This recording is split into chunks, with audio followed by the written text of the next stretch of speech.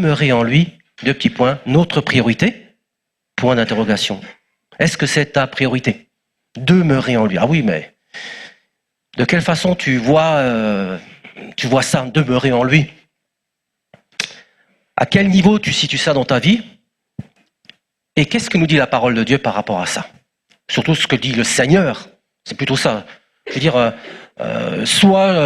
et je sais que ça se passe ainsi, malheureusement et tristement, quand je pense à certaines églises, il y a certaines paroles que nous entendons, non pas forcément des prédicateurs, hein, mais des frères et sœurs dans les églises. J'en pleure personnellement. Parce que dans les églises de Jésus-Christ, ce doit être l'amour qui doit primer, la compassion, l'humilité. Et quand je vois le jugement, quand on crache sur les églises même, enfin bref, je vois le monde. Je vois pas un cœur transformé. Je vois pas un cœur qui reflète Jésus, la personne de Jésus. Et c'est triste. Et c'est absolument triste. Il faut pas qu'il en soit ainsi. Et on n'est pas là pour donner des messages qui vont vous caresser dans le sens du poil. Quand Jésus parlait, croyez-moi que ça dérangeait. Parce que ça nous remet en question. Ça remet en question nos habitudes, notre façon d'être. Ah, on aime bien... Oui, je le disais justement, dans notre semaine, on va dire, nous sommes au travail toute la semaine, du lundi au vendredi. Le dimanche, eh bien, nous avons le culte. Nous devons le préparer. Nous devons servir le Seigneur, avec joie, bien sûr. C'est une grâce. Et bien sûr, souvent, enfin, c'est pas rare, le dimanche après-midi, bien, nous pouvons aller chez quelqu'un ou quelqu'un vient chez nous. Donc, la seule journée où nous avons, nous, en tant que couple, pour être seuls, enfin, et faire des choses pour nous occuper de notre maison, de ce que nous avons à faire, régler des affaires peut-être, c'est le samedi. C'est notre moment, nous. Et merci Seigneur, il nous donne de pouvoir le garder pour nous. C'est important pour notre équilibre. Mais néanmoins, j'ouvre des portes. Nous ouvrons des portes. Parce que je dis Seigneur, je ne veux pas être légaliste aussi. Seigneur, si vraiment tu nous appelles à, dans l'après-midi, aller visiter quelqu'un parce que nous savons que le Seigneur veut lui parler, nous savons qu'il est en détresse, nous savons qu'il est malade, je ne sais pas, et qu'il ne connaît pas en plus le Seigneur, eh bien, si nous décidons de vouloir être un témoin pour lui, eh bien, nous le ferons. Avec joie. Avec joie. Nous devons rester souples entre les mains de Dieu. Nous devons être capables de perdre ce qui nous semble normal pour nous, quelque chose d'acquis. Pour Jésus, on doit être capable de tout perdre et de tout remettre en question. Parce que moi, je comprends partiellement la parole de Dieu. Je ne suis pas Dieu, je ne suis pas Jésus, je ne suis pas le Saint-Esprit. Moi, je comprends partiellement un petit morceau de ce que ça veut dire par rapport au royaume de Dieu qui est tellement grand et merveilleux, insondable. Donc, à plus forte raison, c'est pas moi qui vais dire au Seigneur ou au Saint-Esprit, écoute, tu es sûr? Écoute, est-ce que tu fais bien? Mais tu as vu que...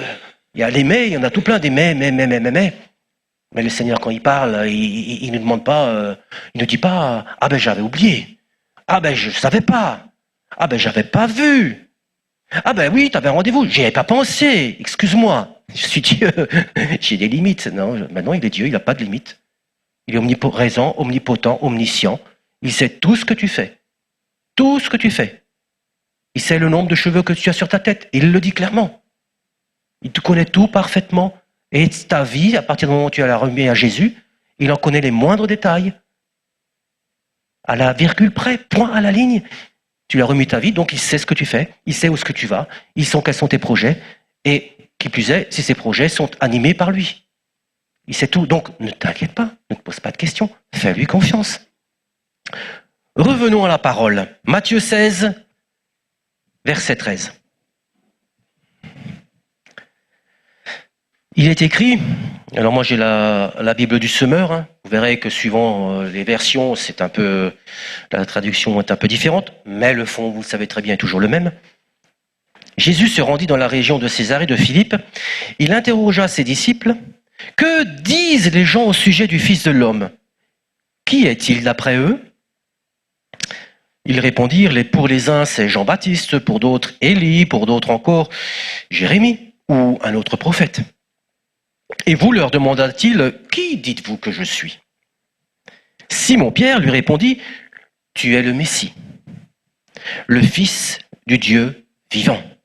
Et Jésus dit alors, tu es heureux, Simon, fils de Jonas, car ce n'est pas de toi-même que tu as trouvé cela, c'est mon Père céleste qui te l'a révélé. C'est mon Père céleste qui te l'a révélé. Et ensuite, il va lui dire quelque chose de formidable. Et moi, je te déclare, tu es Pierre, et sur cette pierre, je bâtirai mon église, contre laquelle la mort elle-même ne pourra rien. Je te donnerai les clés du royaume des cieux. Tout ce que tu interdiras sur la terre sera interdit aux yeux de Dieu, et tout ce que tu autoriseras sur la terre sera autorisé aux yeux de Dieu. Puis Jésus interdit à ses disciples de dire à qui que ce soit qu'il était le Messie. Dans d'autres traductions, on dira tout ce que vous lirez sur la terre sera lié dans les cieux, et tout ce que vous délirez sur la terre sera délié dans les cieux. Parfois, d'avoir plusieurs traductions, ça permet de donner du relief aussi à ces paroles, dans le sens où, voilà, c'est pas moi qui vais dire à Dieu ce qu'il doit faire, Dieu reste le maître. C'est si tu es conduit par l'Esprit de Dieu, et par l'Esprit de Dieu, tu pourras alors délier, tu pourras alors condamner, mais pas par toi-même. Et alors donc, il dira à Pierre, parce que Pierre a eu cette révélation, c'est un rhéma, comme on dit, qu'il a eu, une révélation de l'Esprit de Dieu. Et alors Pierre, à ce moment-là, il devait être ébahi, quoi. Il dit, Jésus qui me dit, tu es heureux Pierre, c'est mon Père qui t'a révélé ça. Déjà Pierre, voilà, c'était un meneur, c'était un homme de caractère, donc on le voit dans les évangiles, dans sa vie. Ok. Mais après, il lui dit justement que tu es Pierre, et sur cette pierre, je bâtirai mon église, contre laquelle la mort elle-même ne pourra rien. Et quand il dit ça, bien sûr, nous savons très bien que quand il dit tu es Pierre, et là il parle de Pierre, le prénom, l'homme, tout simplement, et que sur cette pierre, et là c'est pierre en grec ça veut dire pétra, je vois c'est ça, en latin c'est pétra, en grec c'est pétros, signifie la pierre, le minéral, le rocher, tout simplement. Et il dit, sur ce rocher, je bâtirai mon église. D'accord ? Et en fait, vous savez que quand Jésus parle, il parle souvent en images. Et en fait, il n'a pas dit que Pierre serait le chef de l'église, de toute l'église. Il a simplement dit qu'il va construire son église de cette manière-là. D'hommes et de femmes qui sont remplis de l'Esprit, qui ont la révélation de l'Esprit, et qui, sur le rocher qu'est Jésus-Christ, conduit par le Saint-Esprit, vont alors prendre le pouvoir au nom de Jésus-Christ sur les puissances des ténèbres. Parce qu'il est dit clairement, je te donnerai les clés du royaume des cieux, donc à l'église de Jésus-Christ. Tout ce que tu interdiras sur la terre sera interdit aux yeux de Dieu, et tout ce que tu autoriseras sur la terre sera autorisé aux yeux de Dieu. Il y a un autre passage où il est dit dans 1 Corinthiens 10, 4, voilà. On parle du rocher. 1 Corinthiens 10, 4, il dit « Et qu'ils ont tous bu le même breuvage spirituel, car ils buvaient à un rocher spirituel qui les suivait, et ce rocher était Christ. » Le rocher, ce n'est que Jésus-Christ, ce n'est pas un homme. 1 Pierre 2, 6. Car il est dit dans l'Écriture, voici, je mets en Sion une pierre angulaire, choisie, précieuse, et celui qui croit en elle ne sera point confus. L'honneur est donc pour vous qui croyez, mais pour les incrédules, la pierre qu'ont rejetée ceux qui bâtissaient est devenue la principale de l'angle, et une pierre d'achoppement et un rocher de scandale. Et en étant sur le rocher, eh bien, on retrouve dans Matthieu 18, 18, je vous le dis en vérité, tout ce que vous lirez, donc là c'est en 8 secondes, tout ce que vous lirez sur la terre sera lié dans le ciel, et tout ce que vous délirez sur la terre sera délié dans le ciel. Je vous dis encore que si 2 ou 3 s'accordent sur la terre pour demander une chose quelconque, elle leur sera accordée par mon Père qui est dans les cieux. Dans Matthieu 18, on voit clairement que Jésus parle à plusieurs, et non plus à un homme. Ce qu'il a dit à Pierre, il l'a dit à d'autres ensuite. C'est la même chose. C'est exactement la même chose. Cela montre bien qu'il n'a pas dit cela à Pierre spécifiquement, mais en fait à tous ceux qui ressembleront à Pierre, dans le sens où ils auront l'Esprit de Dieu, et conduits par l'Esprit de Dieu, ils vont avancer et annoncer le royaume de Dieu, la gloire de Dieu et l'œuvre de la croix, tout simplement.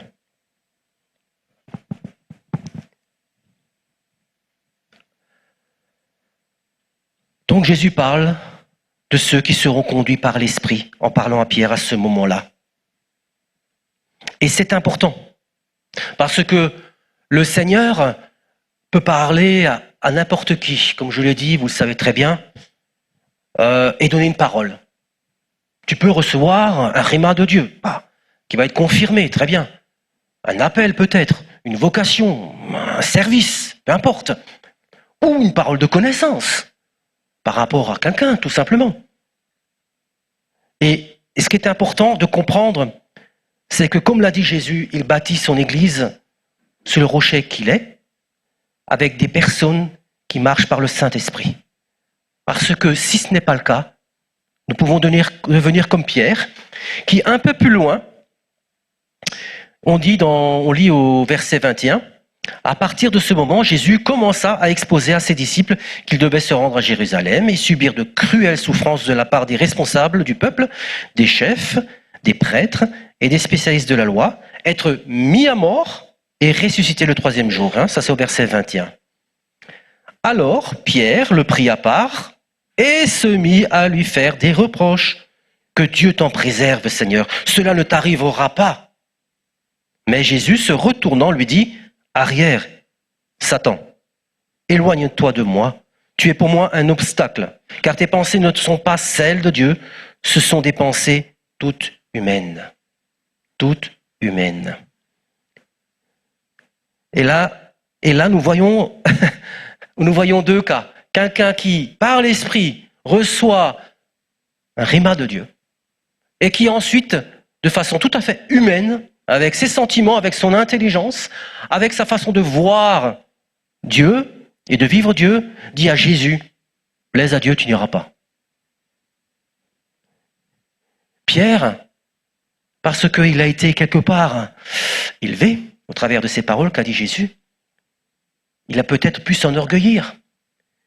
Il ne vivait pas encore la dimension de l'esprit, comme nous pouvons la vivre. Et quand Jésus a parlé comme ça, on ne sait pas pourquoi, mais voilà, sa chair, il le dit clairement, tes pensées sont toutes humaines. Son humanité a pris le dessus et a été utilisée par l'ennemi de Jésus. Ton ennemi, Satan. Et il peut en être de même aujourd'hui dans l'Église, si tu ne gardes pas ton cœur. Si tu t'enorgueillis parce que tu reçois une parole, ou parce que Dieu t'utilise, parce que tu as prié pour les malades et ils sont guéris. On peut devenir comme Pierre, un instrument après entre les mains du diable, parce qu'on ne marche pas par l'esprit, parce qu'on ne se soumet pas à l'esprit, parce qu'on ne reste pas humble devant Dieu. Parce que c'est lui qui agit. Ce n'est pas nous qui agissons. Dieu peut utiliser, comme je le dis, n'importe qui, et effectivement, pas n'importe qui.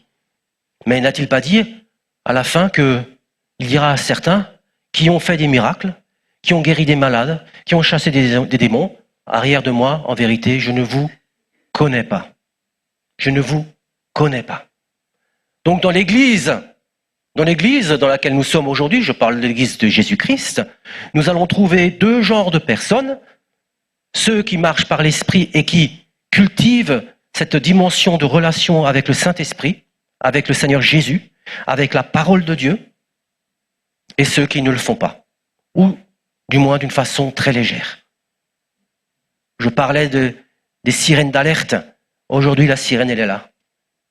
C'est nourris-toi de la parole de Dieu.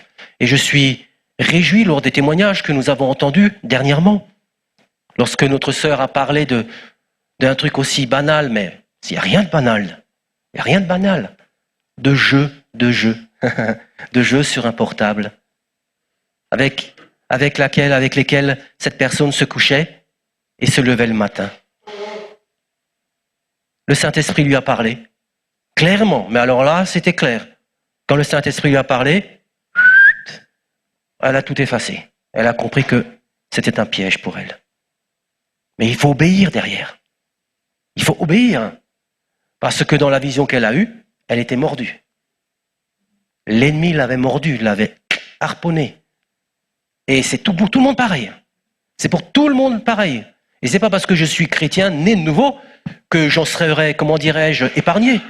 Si moi j'ouvre une porte, Je me décide de me laisser aller à un plaisir peut-être anodin, mais au pire, ce plaisir, qu'est-ce qu'il va faire? Il va me voler du temps. Du temps que je ne passerai pas à être disponible. Du temps que je ne passerai pas avec le Seigneur. J'ai appris à me reposer et à me ressourcer avec la parole de Dieu, avec le Seigneur, tout simplement. Mais ça a été un mécanisme, c'est moi qui ai décidé de ne plus allumer mon téléviseur. C'est moi qui ai décidé. Si tu ne décides pas, rien ne se passera, mais si tu pries et que tu demandes au Seigneur, Seigneur, aide-moi, je veux que tu me montres ce qui dans ma vie doit être corrigé. Le Seigneur va te le montrer. Demandez et vous recevrez. Cherchez et vous trouverez. Frappez et l'on vous ouvrira. Vous remarquez que dans toutes ces situations, il y a une action qui est demandée de notre part. Une action. Le Seigneur ne peut pas faire plus. Il te parle et dit, viens et suis-moi. Viens. Moi je t'appelle, viens et suis-moi. Viens, décide de te lever et de me suivre. Toi, décide de me lever. Moi, je t'invite, viens et suis-moi. Parce que je veux que tu sois avec moi. Je veux que tu sois avec moi. J'ai payé le prix pour ça. Je veux que tu sois avec moi parce que quand je vais revenir chercher l'église, je veux que tu sois avec moi parce que je vais m'asseoir à la table des noces. Je veux que tu sois assis avec moi à la table. Je veux te servir. Je veux que ce vin que nous avons bu avant, eh bien que j'ai dit je ne le boirai plus avant que je serai avec vous là-haut, au repas des noces, je veux le boire avec toi. Est-ce que c'est ton désir? Ben je l'espère. Moi, je dis Amen. Oui, Seigneur, et je veux me faire violence. Je dois me faire violence. Fini l'oisiveté, fini la passivité. Levons-nous, lève-toi, prie, engage-toi, viens, privilégie la communion fraternelle, c'est important. Alors, on continue. Alors, j'en étais. Ah oui, alors justement, j'avais dit que Matthieu 18, il dit exactement la même chose, que ce que vous délirez sur la terre sera délié dans les cieux, et non pas seulement à un homme, mais à tous ceux qui croient en lui, en fin de compte. Ceux qui appartiennent à Jésus sont conduits et doivent être conduits par son esprit, le Saint-Esprit. Donc, gardons nos cœurs. La parole nous dit, garde ton cœur plus que toute autre chose, car de là viennent les sources de la vie. Et c'est de l'abondance du cœur que la bouche parle. Et c'est de l'abondance du cœur que tu vas aussi agir. Si tu n'as pas d'amour et tu n'as pas de compassion, rien ne se fera. Et elle n'est pas naturelle en nous. Elle ne tombe pas du ciel. L'amour et la compassion, eh bien, tu vas la chercher dans le puits. Dans le puits que Jésus t'a donné où il y a cette eau de vive. Ce puits où tu vas aller puiser. Seigneur, j'ai besoin de plus d'amour. J'ai besoin de plus de compassion. J'ai besoin que tu changes mon regard.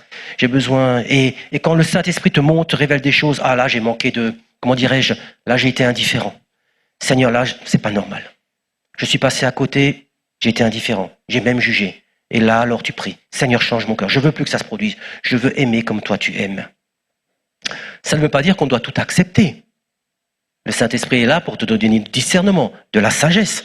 Mais il te demande par-dessus tout d'aimer. Alors, donc comme je l'ai dit, au verset 24,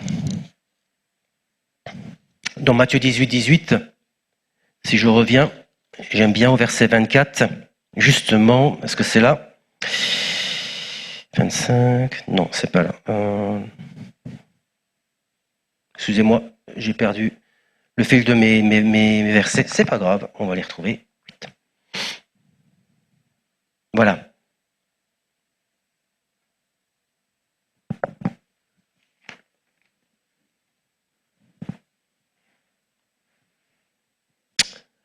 La question est-ce que nous sommes revêtus de sa pensée pour nous? Est-ce que nous sommes prêts à rejeter toute pensée dont nous savons qu'elles ne sont pas bonnes? Est-ce que nous sommes prêts à faire le tri dans nos pensées? Ou à garder cette habitude, à les laisser traîner en nous, voire on va dire s'auto-alimenter? Ou nous rendons-nous compte que, en fin de compte, ça, c'est pas la gloire de Dieu, il faut que j'arrête de penser comme ça. Et les chasser. Les chasser, tout simplement. Est-ce que nous sommes capables de porter notre croix, comme le dit le Seigneur dans sa parole? Que chacun porte sa croix. Au verset 24, toujours dans le chapitre 16, il est écrit « Si quelqu'un veut marcher à ma suite, qu'il renonce à lui-même, qu'il se charge de sa croix et qu'il me suive. Car celui qui est préoccupé de sauver sa vie la perdra, mais celui qui perdra sa vie à cause de moi la retrouvera. » Et ça, c'est dans la continuité de ce qu'on a lu avant. C'est dans la continuité. Et tout ça va parfaitement ensemble parce que le Seigneur, il développe sa pensée. Donc, c'est chapitre 16, verset 24. Voilà. Ouais, c'est ça.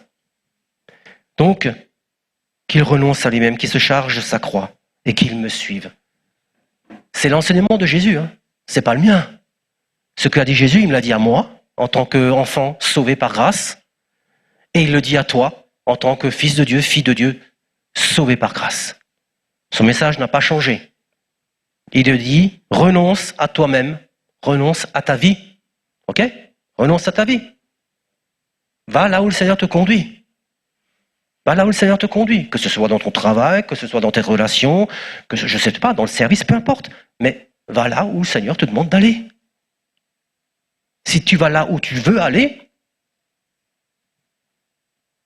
je suis désolé, mais tu prends un chemin de traverse et ce sera difficile, surtout aujourd'hui, dans les temps dans lesquels nous sommes. Je dirais, je ne parle même plus de ça, je ne développe plus de ça, perdre du temps. Non, aujourd'hui, il faut être là où le Seigneur te veut. Et ça ne veut pas dire que ce sera simple. Ça ne veut pas dire ça du tout. Ça veut dire qu'il va y avoir des luttes, des combats, il va y avoir certainement des défis, peu importe, mais Dieu sera avec toi. Et tu auras la victoire. Parce que s'il te donne un appel, une vision, il te donne, je l'ai déjà dit, et vous l'avez entendu partout dans le monde, la provision. Il te donne les moyens d'aboutir, d'aller.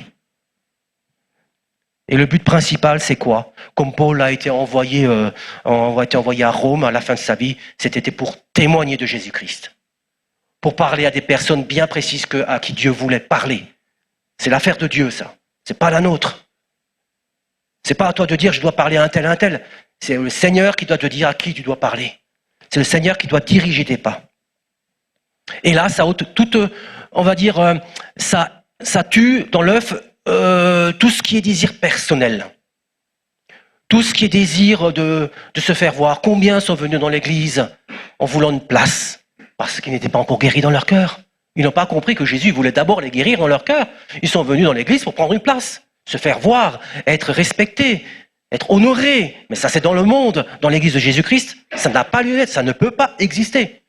Ou alors, il n'y a plus le Saint-Esprit. Moi, je veux être là où il y a le Saint-Esprit. Est-ce que tu veux être là où il y a le Saint-Esprit ? Est-ce que vous pouvez me dire Amen ? Amen, ben oui, Amen.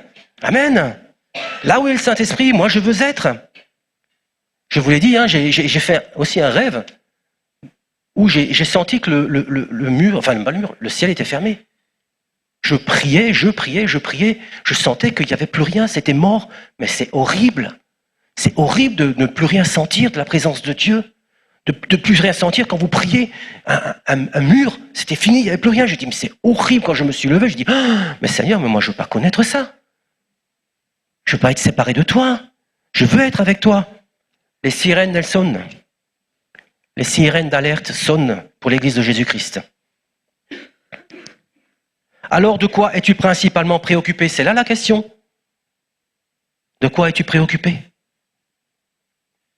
De ne pas y arriver à ton travail, de ne pas y arriver avec tes enfants, de ne pas y arriver avec ta famille, de ne pas t'en sortir financièrement.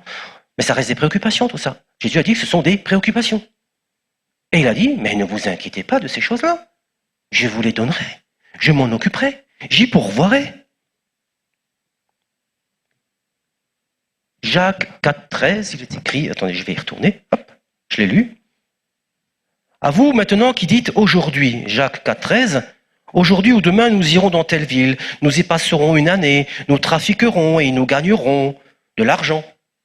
À vous maintenant qui dites aujourd'hui ou demain nous irons dans telle ville, nous y passerons une année, nous trafiquerons et nous gagnerons, vous devriez dire au contraire, si Dieu le veut, nous vivrons et nous ferons ceci ou cela.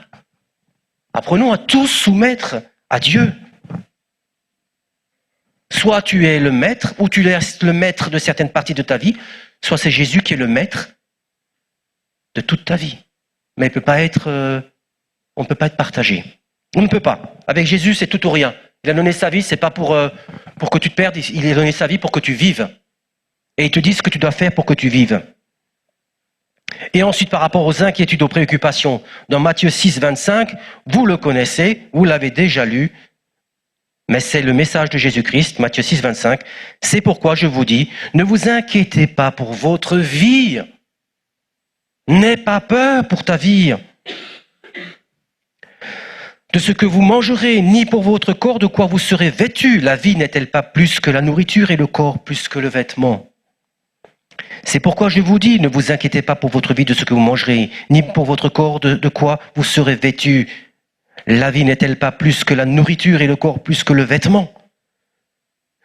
Qui de vous, par ses inquiétudes, peut ajouter une coudée à la durée de sa vie? C'est pourquoi je vous dis, ne vous inquiétez pas pour votre vie, c'est ce que j'ai dit, oui. Cherchez premièrement le royaume et la justice de Dieu, et toutes ces choses vous seront données par-dessus. Toutes ces choses vous seront données par-dessus. Je ne peux pas dire plus que ce qu'a dit Jésus. Sa parole est claire, mais c'est le temps où maintenant il faut l'appliquer dans sa vie. Je sais que plusieurs sont dans cette démarche et vivent par la foi et reposent sur le Seigneur. Mais pas tous, encore. C'est pourquoi je dis qu'il faut. Et même pour ceux qui le sont, comme pour moi, il y a encore des choses dans lesquelles nous devons progresser. Nous devons encore apprendre pour que le Saint-Esprit puisse soit libéré, pour que le Saint-Esprit puisse agir. Et il va agir. Et déjà, il agit. Comme je vous l'ai dit, témoignez. Parlez du Seigneur, vous allez voir. Et je souhaite que vous soyez vraiment étonnés de voir la réaction des gens aujourd'hui. Le Seigneur va vous mettre dans votre cœur, dans votre cœur et dans votre bouche, une nouvelle onction. La parole de Dieu, lorsqu'elle est proclamée aujourd'hui, parce que c'est sa volonté, a un impact qu'elle n'avait pas peut-être il y a quelques années de cela. Parce que l'Église n'était pas prête. Parce que l'Église ne se levait pas comme elle veut se lever aujourd'hui. L'Église de Jésus-Christ. Et comme elle se lève, l'Esprit de Dieu va être aussi plus répandu. Et ta parole sera esprit et vie. C'est pas toi qui vas la diriger, c'est le Saint-Esprit qui va saisir des cœurs, qui vont écouter cette parole. Vous allez voir, vous allez être étonnés, surpris et réjouis, véritablement. Nous pouvons nous réjouir, véritablement, des temps dans lesquels nous entrons, parce qu'ils sont grands et sont merveilleux. Pourquoi? Parce que moi, j'ai hâte de voir des personnes dans ma famille qui sont dans des addictions, qui sont couverts par des esprits de mort et de mensonges, être libérés et être sauvés. Ils nous ont entendus depuis des années et des années. Mais je m'en fiche. Avec le Seigneur, lorsqu'il décide, il le fait. Alléluia. Et le but, c'est quoi? C'est qu'ils soient sauvés. Le but, c'est qu'ils se repentent. Le but, c'est que, alléluia, il glorifie le nom de Jésus, comme moi, un jour, dans ce lieu, j'ai été touché. Je suis rentré inconverti, incroyant, tout ce que tu veux, sceptique. Je suis sorti complètement convaincu de l'existence de Jésus. Et ma vie a changé. Instantanément, elle a changé. Et ce que nous prions, ce sont des conversions, ce sont des nouvelles naissances. Des gens qui proclament le nom de Jésus, parce qu'elles réalisent qu'elles étaient perdues. Elles étaient liées, et elles ont été déliées instantanément. Dans le nom de Jésus-Christ. Amen. Amen. Que le Seigneur soit béni pour cela. Comprenez bien qu'aujourd'hui, pour finir, il faut absolument rechercher cette relation avec ton Seigneur, tous les jours. Il faut te réorganiser. J'ai appris à me coucher avec la parole de Dieu, à me lever avec la parole de Dieu. Ce que je ne faisais pas il y a quelques années de cela, aussi de façon aussi soutenue. Mais aujourd'hui, c'est presque une joie. Vraiment, hein. Je dis, Seigneur, on prend ta parole et on va lire. Et des fois, c'est pas la lecture, c'est la prière. Ça va être plus la prière que la lecture. Mais c'est ça, marcher avec le Saint-Esprit. C'est prier, et souvent, franchement, je prie pas beaucoup pour moi. Hein. Je prie beaucoup plus pour les autres. Je prie plus pour l'Église, pour les situations. Parce que le Seigneur veut agir. Et j'appelle la volonté de Dieu, j'appelle la victoire sur ces situations. Et de plus en plus, je proclame les terres, qui est ma terre, je proclame que c'est la terre que le Seigneur m'a donnée et qu'elle est bénie au nom de Jésus. Je prends possession de la terre de mon quartier pour que le salut en Jésus-Christ vienne dans ce quartier à tous ceux qui nous avons déjà témoigné. Et pour certains, nous avons déjà prié. Je m'en fiche qu'ils ne se sont pas encore tournés à Jésus-Christ aujourd'hui. Demain, ils vont se tourner à Jésus-Christ. Il y aura un moment où, tac, le Saint-Esprit va les saisir, et que ce soit par moi ou par quelqu'un d'autre, et ils vont se tourner vers Jésus-Christ, parce que c'est le temps. Les temps, je vous le répète, et retenez ça. Nous avons quelques années devant nous. J'ai plus de 30 ans de conversion, mais qu'est-ce que c'est 30 ans par rapport à quelques années? Maintenant, tout ce que j'ai appris pendant 30 ans, maintenant, il faut que je condense, et que pendant les quelques années qui sont devant nous, je donne tout. Tout ce que j'ai appris, tout ce que j'ai pu faire. Et en mieux encore, si je peux, par la grâce de Dieu. Amen. Amen. Lève-toi, peuple de Dieu. Lève-toi, enfant de Dieu. Sers le Seigneur de tout ton cœur, de toute ton âme et de toute ta force. Décide-toi d'être en communion fraternelle avec les frères et les sœurs. Ne restons pas séparés les uns les autres. Si on a créé les cellules de maison, c'est parce que je dis je ne peux pas me contenter de vous voir ou d'une communion fraternelle que le dimanche. J'ai besoin de communion fraternelle plus que ça. Et si je le fais toutes les semaines, c'est parce que je dis j'en ai besoin toutes les semaines. Comme j'ai besoin du Seigneur tous les jours et tous les instants de ma vie. Amen. Nous sommes un en Jésus-Christ. Nous sommes un dans un lien d'amour. Amen. Nous sommes un dans un lien d'amour. Amen. Que le Seigneur soit béni pour cela.